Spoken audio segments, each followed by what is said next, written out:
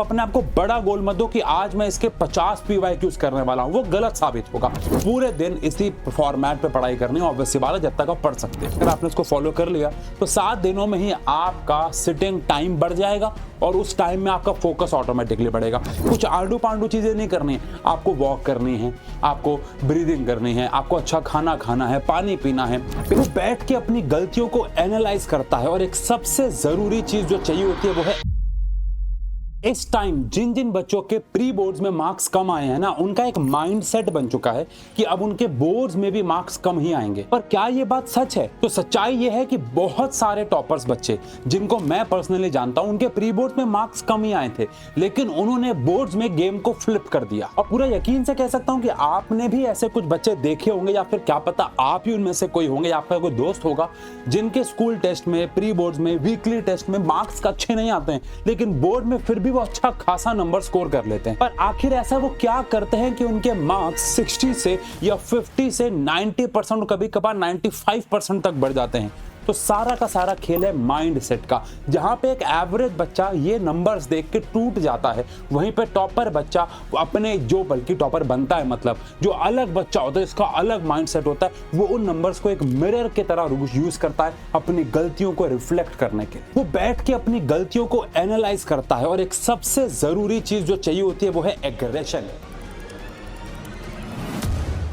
अपने आप को एक प्रकार से नो एक्सक्यूज मोड में डाल देता है और अपने आप से ठान लेता है कि जो जो गलतियां मैंने प्री बोर्ड या उससे पहले वाले एग्जाम्स में की हैं, वो गलतियां अब मैं रिपीट नहीं करने वाला, बोर्ड में वो गलतियां नहीं करूंगा, चाहे कुछ भी हो जाए। तो अगर आप भी एक ऐसा माइंड सेट डिसाइड कर लो कि भैया मैं भी जो मर्जी हो जाए बोर्ड में अच्छे मार्क्स लाऊंगा, चाहे प्री बोर्ड में मेरे अच्छे नंबर आए हो चाहे ना आए हो, मैं उन गलतियों से सीखूंगा। अगर आप भी एक ऐसा माइंड सेट कर लोगे ना, अपने आप को उस एग्रेशन मोड में और नो एक्सक्यूज मोड में डाल दोगे, तो आप भी अच्छे मार्क्स स्कोर कर सकते हो। और आज की इस वीडियो में ऐसे 4 जोन के बारे में बात करने वाला हूं जो आगे आने वाले 60 दिनों में गेम को पलट के रख देगा। तो वीडियो को आगे बढ़ाने से पहले अगर आप तैयार हो तो कमेंट सेक्शन पे आगे बढ़ने से पहले पूरी ईमानदारी से जाओ और लिखो कि I will give no excuse from now.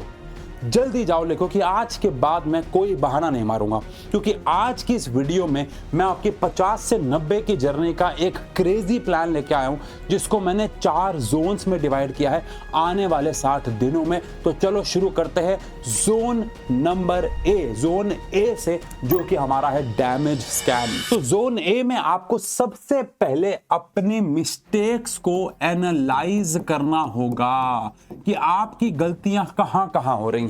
Commonly सबसे ज्यादा गलतियां जो बच्चों की होती हैं, आओ एक बार उनको डिस्कस कर लेते हैं। सबसे पहले कॉमन मिस्टेक है लॉन्ग सेशंस। देखो होता क्या है यार कि हम लोगों में से बहुत सारे बच्चे शायद ये नहीं जानते कि हम बहुत लंबे सेशंस के लिए बने ही नहीं हैं। बहुत कम बच्चे ऐसे जो बहुत लंबे सेशन तक नॉन स्टॉप बिल्कुल एफिशिएंटली काम कर सकते हैं।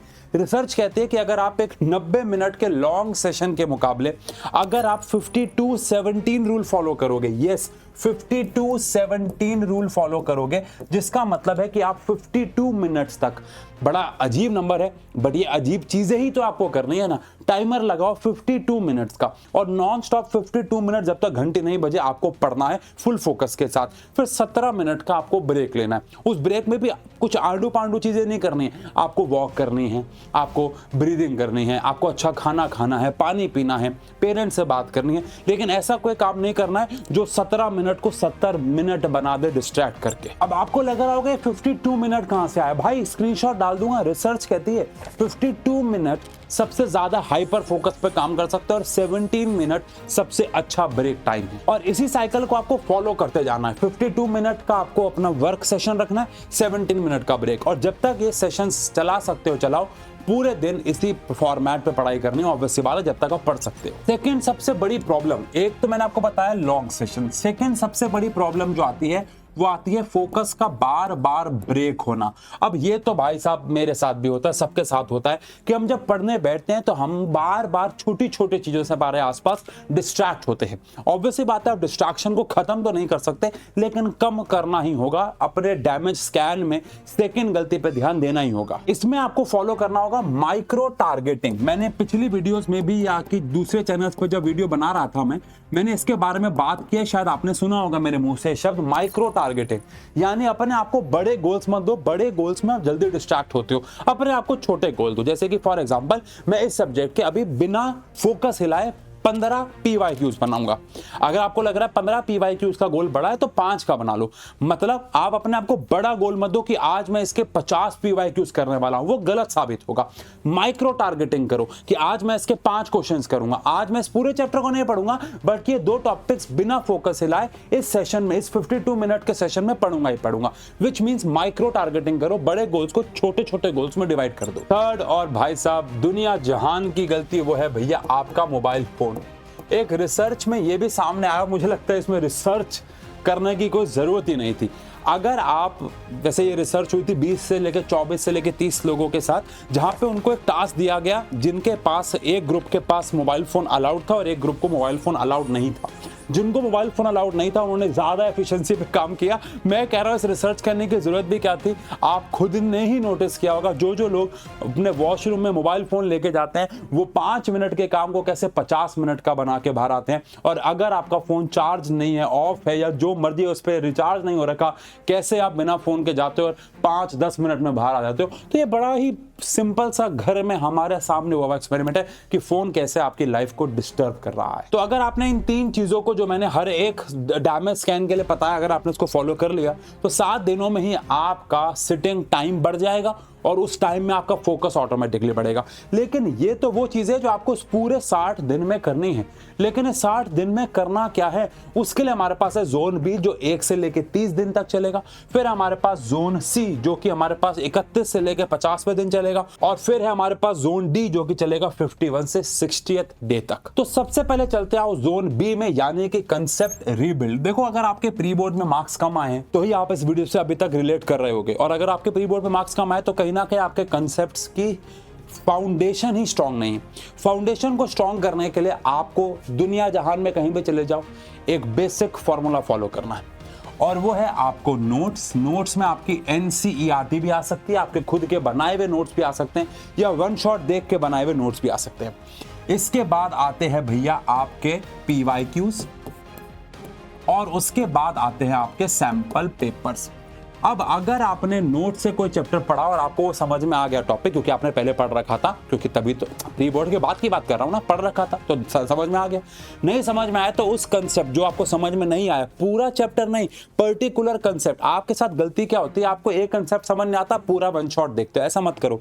अगर आपको पूरा चैप्टर आ गया लेकिन 2-3 कंसेप्ट टॉपिक समझ में नहीं आए तो जाओ वन शॉट देखो। हमारे वन शॉट आपको मल्टीपल चैनल्स पे मिल जाएंगे, हर एक चैप्टर का जाओ खोलो और वन शॉट में जो टॉपिक समझ नहीं आया उसको समझ लो।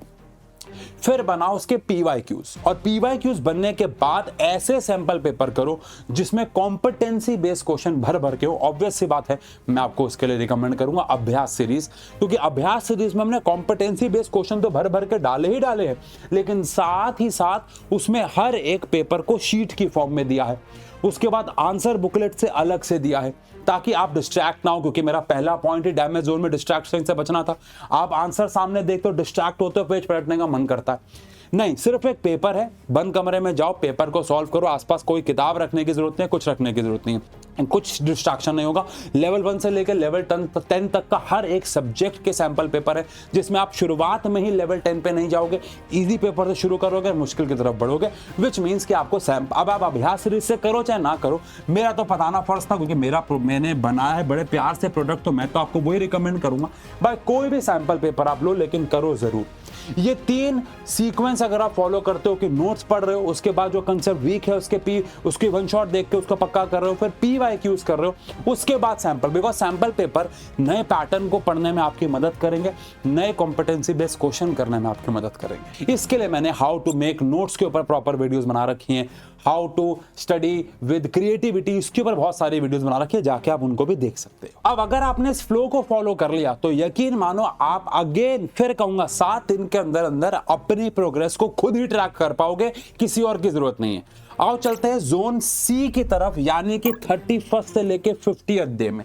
यहां पे आपको अपने आप को तैयार करना होगा पेपर अटेम्प्ट करें कैसे। यहां पे सैंपल पेपर आप कर रहे थे क्वेश्चंस के लिए, लेकिन यहां पे अपने आप को paper stimulation, car stimulation game खेली होंगी ना, जहां पे गाड़ी चलाते हो, असली में लगता है भैया गाड़ी चल रही है, ऐसे पेपर स्टिमुलेशन मोड में जाना है। यानी अपने आप को उस एनवायरनमेंट में लेके जाना है कि भैया मैं तो CBSE के सेंटर में बैठ के पेपर दे रहा हूं।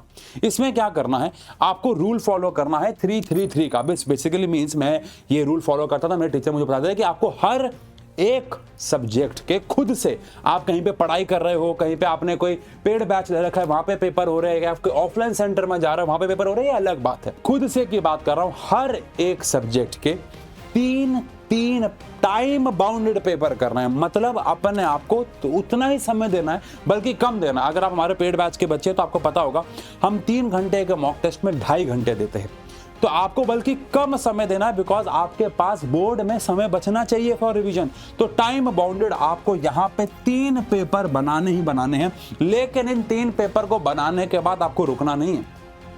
जैसे आपने एक पेपर बनाया उसके बाद आप उसका करेंगे इवैल्यूएशन, सेल्फ इवैल्यूएशन। अगर आपने एक पेपर को 2.5 घंटे में बनाया, उसके बाद उस सीट से उठना नहीं है। सबसे इंपॉर्टेंट ये बात है कि वहीं बैठे रहना है और 30 मिनट आपको देने हैं सेल्फ इवैल्यूएशन पे। मार्क्स कहाँ कटे, क्या डायग्राम में सही से नहीं बना पा रहा, क्या डेरिवेशन मुझे याद नहीं हो रही है, क्या कैलकुलेशन में मिस्टेक हो रही है, अपनी मिस्टेक नोटबुक पे जाओ, उसका काम करो, उसको फॉलो करो और उन गलतियों पे मेहनत करो, और जो भी गलतियां हुई हैं उन्हें 3 बार ठीक करो।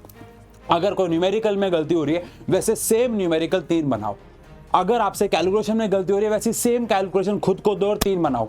अगर डायग्राम गलत हो तो सेम डायग्राम 3 बार बनाओ। यकीन मान लो ये कर दिया ना अगर, तो कोई नहीं रोक सकता। हर सब्जेक्ट के 3 पेपर देने हैं, एटलीस्ट इंपॉर्टेंट सब्जेक्ट्स के तो 3 पेपर करने हैं, बाकी चाहे 1 या 2 करो, लेकिन करना जरूर। अब चलते हैं आखिरी और बड़े ही क्रेजी जोन की तरफ, जोन डी, जो कि आपके लिए 10 दिन के लिए चलेगा।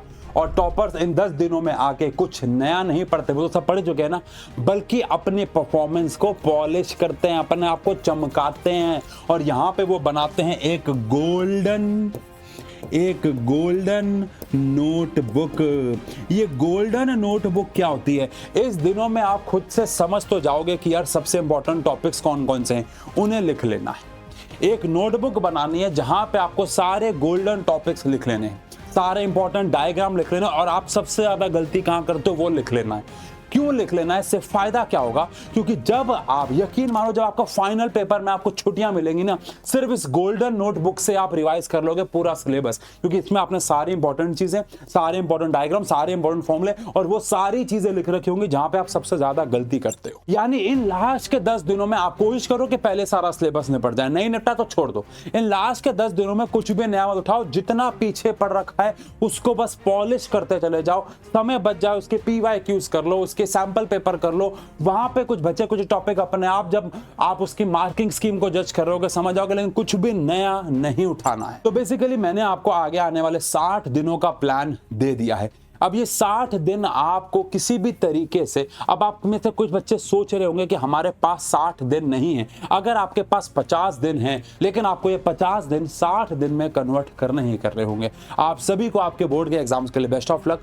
आपको ऐसी और किस टॉपिक पे वीडियोस चाहिए, क्या प्रॉपर प्लान चाहिए, कोई भी और जगह जहां पे आप फंस रहे हो, मुझे जल्दी से कमेंट सेक्शन में बताओ। आप सभी को बेस्ट ऑफ लक। उन टॉपिक्स के वीडियो बनाएंगे, चैनल को सब्सक्राइब जरूर करना, बिकॉज ऐसी बहुत सारी वीडियोस आपके लिए प्लान करके रखी हुई हैं। मिलते हैं, take care, bye bye, best of luck.